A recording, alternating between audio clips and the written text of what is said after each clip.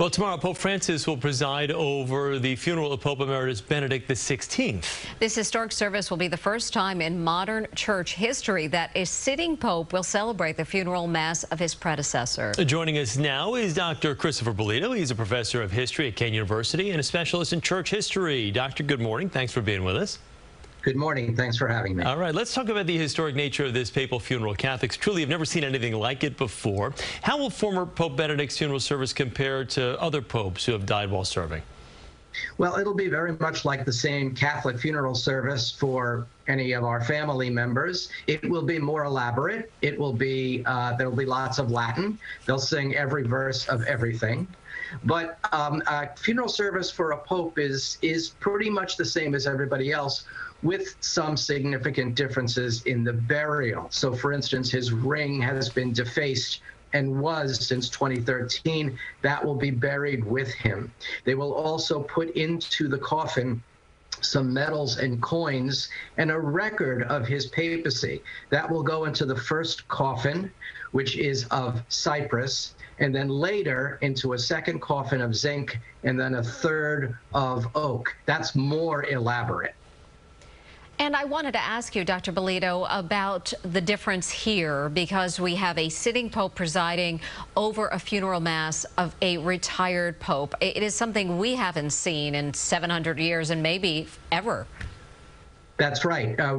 Historians have been, like me, have been checking furiously, and we can't find another example of such an event. It's very different, though, than when a sitting pope dies, because the death of a sitting pope is a starting pistol for about a month's worth of activities. The burial, 9 days of mourning, the preparation for the conclave, the vote, the white smoke, the new pope. This is just about a week of a funeral, because usually we have to bury one pope before we get the next one. We have had the next one since 2013. Can we just quickly talk about the ring of the fisherman again? I know you had mentioned it before, that it's destroyed. What happened to Benedict's ring after he retired?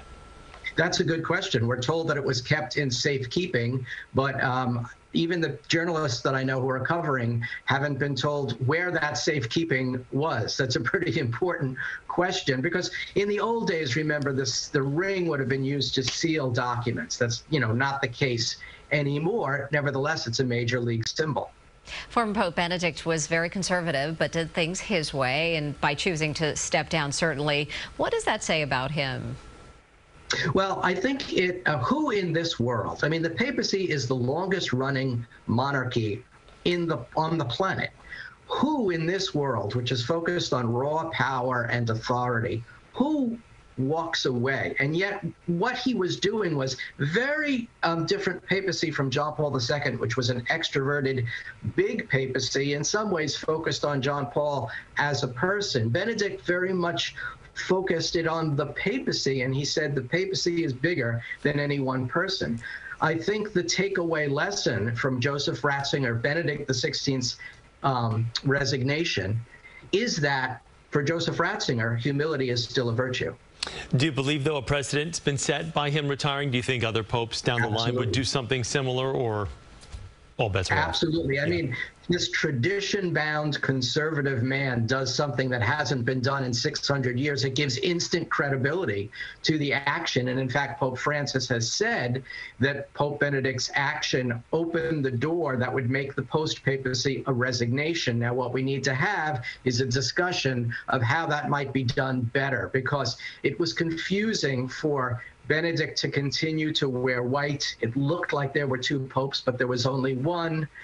He kept his papal name. That was confusing as well. And so he kept giving interviews and publishing. So moving forward, what the church needs to do is kind of put into protocol what a post-papacy looks like. And final question for you, from a legacy standpoint, where would you rank this pope as far as legacy?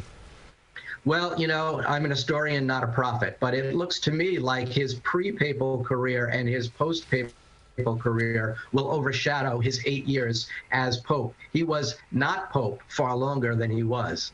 Dr. Bolito, professor of history at Kane University, thank you for being with us this morning.